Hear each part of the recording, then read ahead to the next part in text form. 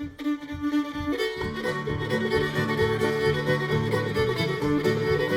history of our band in the early Wheatland days.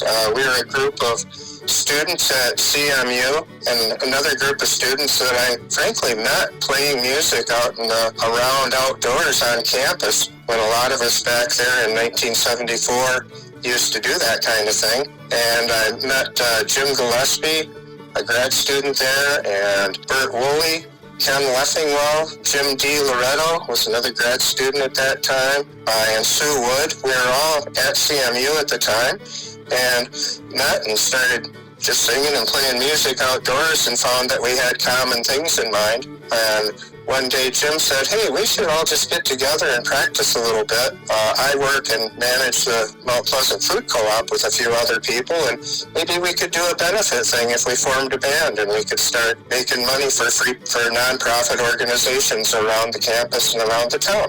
And started doing just a couple of little benefits around town. So we found a local tavern in Mount Pleasant, downtown, the Blackstone, that was willing to host a fundraiser for the food co-op. So the bands would play for free, and we'd charge $1 at the door that all went to the nonprofits. And we had a lot of fun doing it.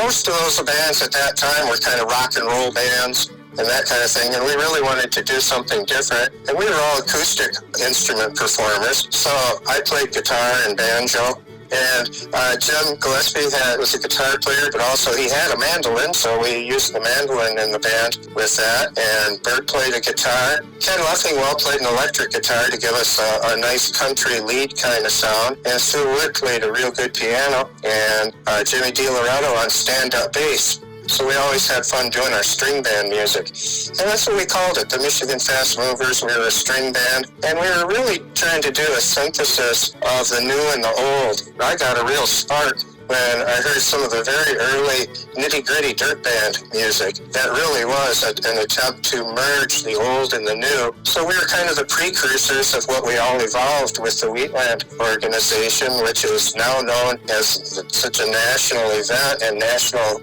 wording now in what they now call roots music. Everybody has continued to play in some form or another, very professionally or just infrequently at different benefits or little taverns and brew pubs and things like that. We built some of the longest lasting relationships out there. I mean, like my times at CMU there, our music scene and the nonprofit community was really the focal point and probably the best times of my education. We had kind of a philosophical, I guess you'd say, or a purpose for all playing together, and that was really, it was fun, and it was to learn and to grow and get better. But building the nonprofit organizations is really where it was at for me and still is, and that some of the happiest and proudest things. And Wheatland became, with so many other people's help, 80% of the founders of the Wheatland Festival were students. So it gave us something big to do off campus by using campus facilities and resources and things like that to do the very foundations of it to get it going. And I think that we were a good part of, in a positive way, kind of merging the communities of campus with the town life, really opening up the town to work with the college community that wanted to be doing that, and vice versa. To play at the first Wheatland at the current site, which was the second official Wheatland show, and that was Wheatland 2 in 1975 out at the Wernette Farm, which we were allowed to use after a wonderful experience doing the very first one-day festival. And playing there in the rough, it was just a thrill to see the people coming together, all the energy to make it happen, really the roots and the foundation of consolidating and facilitating the much bigger movements that now exist throughout the state of Michigan, frankly, with all different festivals modeled sort of after Wheatland. All of it worked out so well.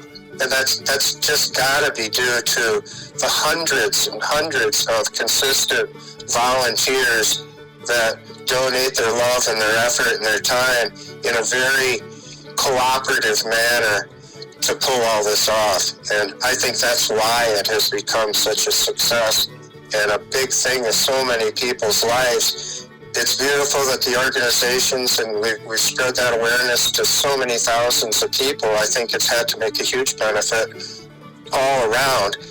And it was a big part of our CMU experience.